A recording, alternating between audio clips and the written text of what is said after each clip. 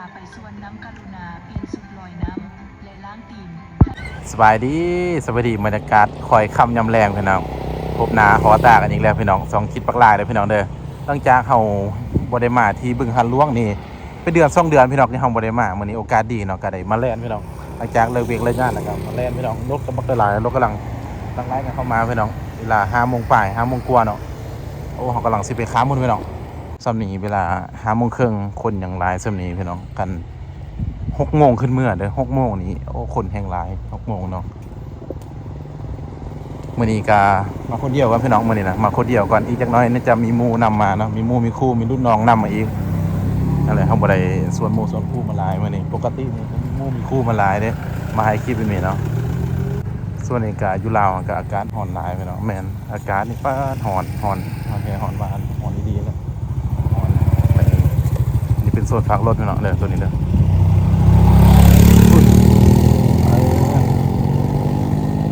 สมาร์ทฝากรถใดพี่น้องเลย3,000 กีบพี่น้อง3,000 กีบคือเก่าตัวนี้ก็น่าจะเป็นโซนแบบอาหารการกินพี่น้องแมนหลังจากแลนเมื่อแล้วก็มากินนี่ได้พี่น้อง แลนไม่เมื่อนะโอ้ต่ำก็มีพี่น้องมีต่ำมีครบสุดเนาะนี่อีกประมาณ20 นาทีตะเวนน่าจะตกแล้วพี่น้องตะเวนเนาะโซนนี้ตะเวนนานตกไปนึงโซนนี้เนาะโซนนี้มันนานค่ำเนี่ยตะเวนนานตกเนี่ยเสียงตัวสาวนะอยู่ด้านลุ่มเนาะสุราจะเดียวจะยาขามไปฝากนั่นนั่นเองแมนส่วนด้านลุ่มนี่คากได้ด้านลุ่มนะแมนมันจะเป็นแบบเป็นโซนท้ายหูพนะเห็นบ่มันจะมีคนอยู่ไหมเนาะอยู่ด้านลุ่มมันจะมีคนเนาะมีคนด้านลุ่มคากเนาะ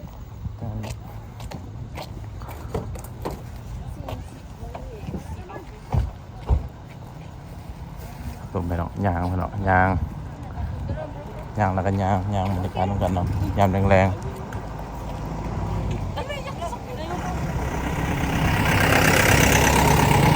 ลุ่มว่าพี่น้องคือคักเนาะมันไหนเห็นบ่ทางลุ่มคักได้เห็นบ่เห็นทางลุ่มนี่แบบมันจะเป็นอีกโซนนึงพี่น้องแม่นไปด้านลุ่มกันเนาะนี่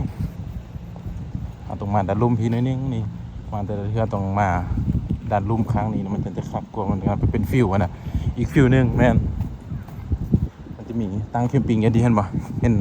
ตั้งแคมปิ้งสามารถเอาอาหารกันกินซื้ออยู่เพิ่งนี้ก็ไปกินอยู่ลุ่มพนันได้สบายเนาะแม่โย่เนาะโอ้ยลุ่มเย็นหลายนะมันดันลุ่มแม่นอากาศนี่เย็นขนาดเราอยู่แคมป์น้ำเนาะเย็นสบายเลยโย่เนาะอย่าออมพุ่นเนาะแต่อย่าออมพุ่นเนาะออมไปพุ่นบูใกล้ๆเติมออมแล้วก็มาอยู่จุดนี้เนาะมันจะมีครัว2 จุดหันเนาะครัว1ครัว2พุ่นเนาะเดี๋ยวซูมครับเอาแต่ซูมเบิ่งตึกยังสร้างบ่แล้วตึกขนาดแม่นเบิ่งด้านนี้บ่นี่หันก็คือสวนสนุกเนาะมื้อหน้าสิเข้าไปดินหน่อยนึงเอาบ่ฮู้ว่าราคาเขานี่ราคาเท่าใดยังบ่ฮู้เนาะบ่ฮู้แม่นราคาเท่าใดมื้อหน้าจะเข้าไปเบิ่งพี่น้องแล้วก็ชมบรรยากาศด้านในสิเป็นจังไดเนาะ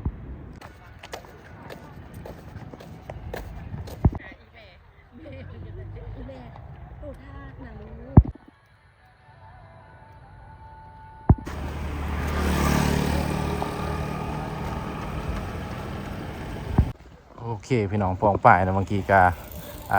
เบรกนิดนึงพี่น้อง ใส่คำว่าเบรกพี่น้องนั่นแหละ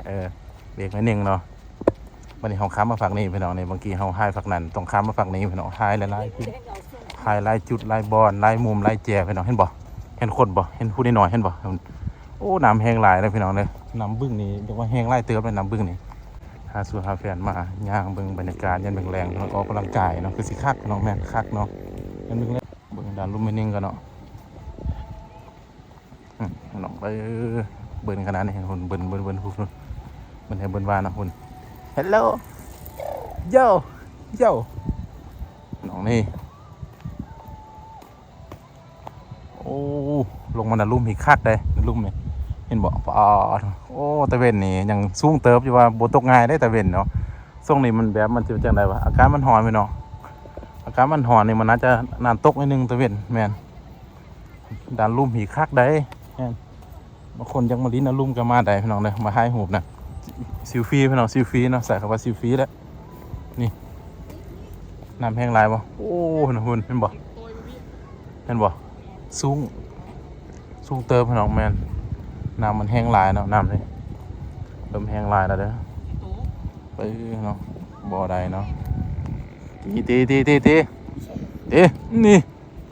เสือสีส้มมาจากไหนว่าจังไดนี่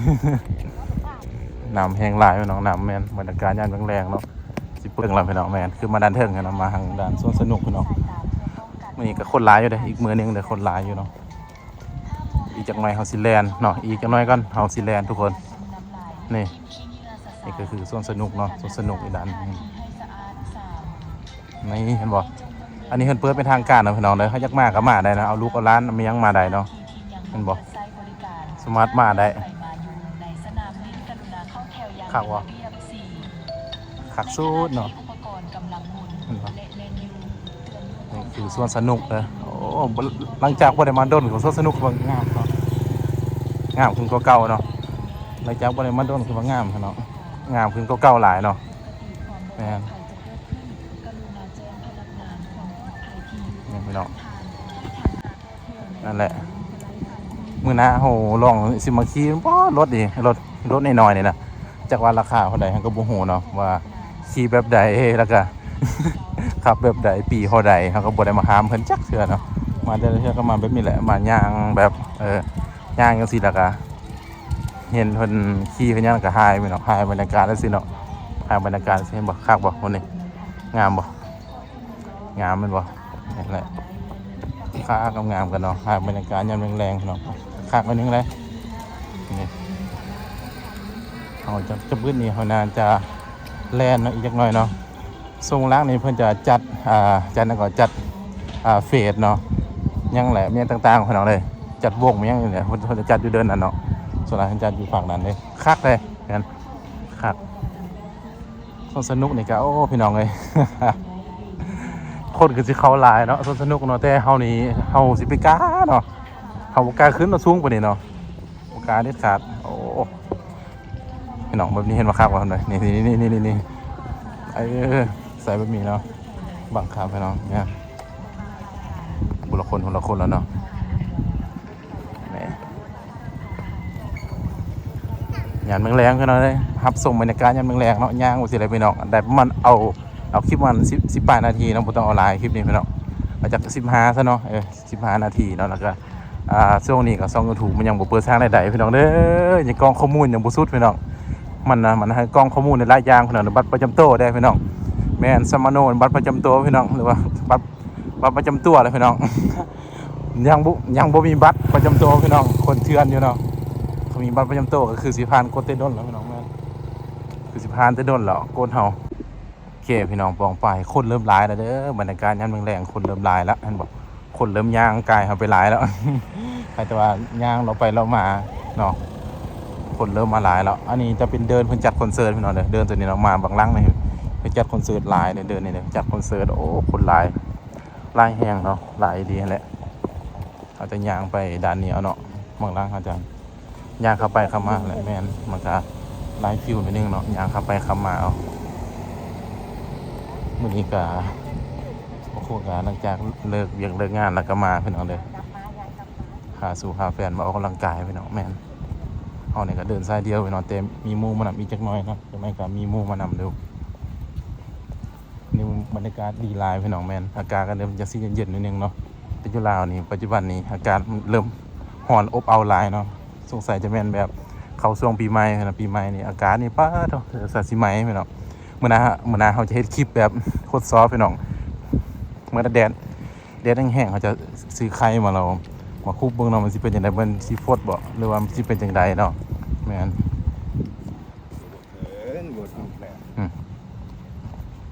เบิ่งแม่นเขาแซ่บสาวพี่น้องเด้อพี่น้องอย่าเฮามีเด้อเด้อมีเด้อโซหมดพี่น้องอย่าเฮามีเนาะส่วนนี้เฮายังบ้านแลนจากบาทแท้เนาะอีกจังหน่อยเฮาจังสิแลนเด้อน้องเด้ออีกจังหน่อยจังสิแลนส่วนนี้โอ้ยังบ่แม่นชั่วโมงที่เฮาจะแลนเนาะเพิ่นข้ามมาเฮาเห็นพี่น้องประมาณลงท้ายคลิปนี่แล้วเฮาจะแลนเนาะบ่หลายบ่จะข้ามมาหาเฮาอยู่เนาะแม่น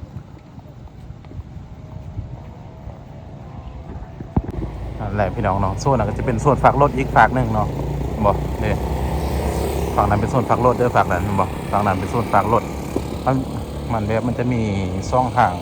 ช่องฝากกันนะฝากนี้ฝากรถอีกฝากหนึงแล้วก็ฝากวันเฮาค้าทำอีกฝากหนึงแล้วมันจะมี2โซนบ่ฮู้ว่าราคาเท่าใดเนาะฝากรถโซนนี้บ่ฮู้ว่าเท่าใดเนาะแม่นหรือว่ามันคือกันบ่หรือว่าจังไดเนาะแม่นคักหลายเนาะคักหลายบ่บรรยากาศข้างแรงแต่ก็ฝุ่น PM นี่คือเก่าเนาะส่วนมากมันจะมีฝุ่น PM คือเก่าพี่น้องฝุ่น PM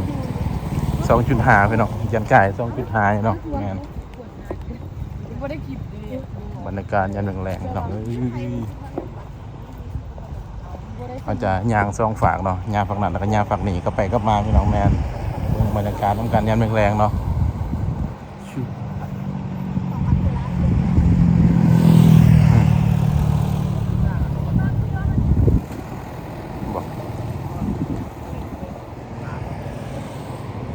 สาวน้องโย่น้องมีผู้สาวเสยเด้อโย่ตัวเห็นผู้สาวปะนี่เนาะยางเนาะโอ้ตาเว้นบ่เห็นแล้วเพิ่นตาเว้นบอกมันบังแบบขี้ฝุ่นบ่พี่น้องเนาะแต่สาเฮาเบิ่งแบบตาเป่ายังเห็นขี้ฝุ่นได้แม่นขนาดเฮาเบิ่งตาเป่ายังมีขี้ฝุ่นได้แบบยกตัวอย่างเฮาอยู่ตึกสูงๆขนาดเลี้ยวลงมาลุ่มนี่ขี้ฝุ่นยังหลายอยู่ขี้ฝุ่นแม่นโคตรหลายเลยนะขี้ฝุ่นยังเห็นอยู่เด้อโอ้พี่น้องรถอย่างหลายเนาะแล่นซึมซ้ำอยู่โอ้พี่น้องเบิ่นๆเนาะหลังจากเราได้มาด้นกับฟอยไลน์หน่อยนึงพี่น้องมันมีตุกนอกตุกน้ำมันจับตุกน้ำมากินเนาะเฮาเลยบริซื้อตุกน้ำมาเลยพี่น้องเลยจากน้อยพี่น้องหาไปซื้ออยู่วันเอาเนาะซื้อที่ห้างเอาสุดสิคักมาแต่ไซส์เจ้านะมาแต่มอนให้นะให้ตาดุดเติมหน่อยจนจ้อยเนาะโถสุดท้ายก็มีคนมาแล่นนำพี่น้องเดินลงตกนี่เด้อแต่พี่น้องปองปลายเบื้องบรรยากาศก็เข้ายังเบื้องแรกนำกันเนาะท้ายคลิปกับเริ่มสิจบคลิปเราพี่น้องแต่อีกหน่อยนึงก็เนาะไก่ขั้วหน่อยนึงก็สิปิดคลิปพี่น้องก็สิเล่นออกกำลังกายเนาะแม่นผู้แซ่ผู้สาวก็หลายเด้อขี้ฝุ่นก็หลายเนาะ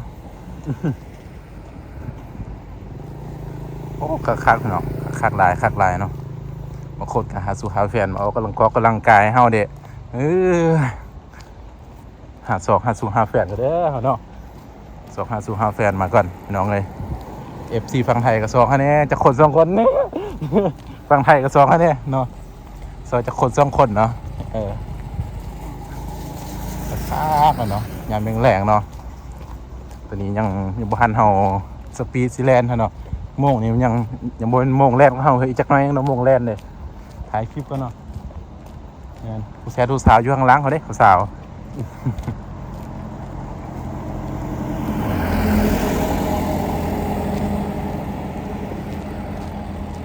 นี่ขั้วนี่ก็เป็นขั้วที่1พี่น้องมันจะมี2ขั้วเนาะขั้วนั้นอยู่ด้านนั้นพี่น้องขั้วนี้ก็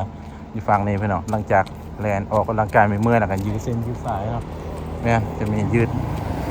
เส้นยืดสายนิดนึงคนจะหาสู่หาแฟนมาพี่น้องเลยออกกำลังกายเนาะเป็นบ่นี่เป็นบ่ยืดไล่บ่ได้นำสิปุ๊บลงลุ่มหัวเนาะเป็นบ่คักวะจะได้บ้าคักวะบ่คักจานเนาะไปเฮาไปนิ่งก่อนเฮาออกกำลังกายนี่กันสมองนี่มันเป็นสมองของสิแลนเนาะอีกจังน้อยนึงสมองเขาแลนในจังน้อยนึงโอ้คนหลายเด้อมื้อนี้ก็คนหลายเติมพี่น้องเปิดรถพี่น้องเอ้ยมันจะเป็นทางแบบสาธารณะพี่น้องอยากย่างก็ย่างจากเบิ้นก็เบิ้นอยากแล่นก็แล่นเนาะตามอัธยาศัยเลยเนาะเส้นนี้มันนั่นแหละพี่น้องบ่ต้องมาไล่ยาห่างบ่สร้างกระแสพี่น้องเด้อมักอย่าลืมพี่น้องฝากไลค์ฝากแชร์ฝากติดตามพี่น้องให้จะบ่ขาดคลิปใหม่ของ2คิดปักหลายของเฮาเองพี่น้องแม่นนั่นแหละพี่น้องเอ้ยเว้าหลายกับกระยืนกระยาวพี่น้องกับเมื่อยแน่เนาะแล่นไปแล่นมาคำซ้ายคำขวาคำหน้าคำหลังเนาะเนี่ยคลิปนี้ก็เป็นที่ว่าคลิปโดนเติมเท่าไหร่พี่น้องโดนเติมที่ทางบ่ได้มาน้องบ่ได้มาบึ้งหาล่วงนี่โดนเติมน้องปานนี้ก็สิได้ลาคมลมพี่น้องลาคมลมนิดนึงก็เนาะบ วันนี้สิแล่นนะพี่น้องแล่นเนาะส่วนผู้แซ่ทุกสาวเพิ่นก็บ่มาพี่น้องค่าเวียกค่างานเพิ่นเนาะสุดแล้วแต่พี่น้องอีหยังก็โสดเด้อไปเซิงมาแซ่ก็ได้สบายพี่น้องเอ้ยนั่นแหละบ๊ายบายไปก่อนพี่น้องแล่นก็เด้อแล่นก็พี่น้องบ๊ายบายไปก่อน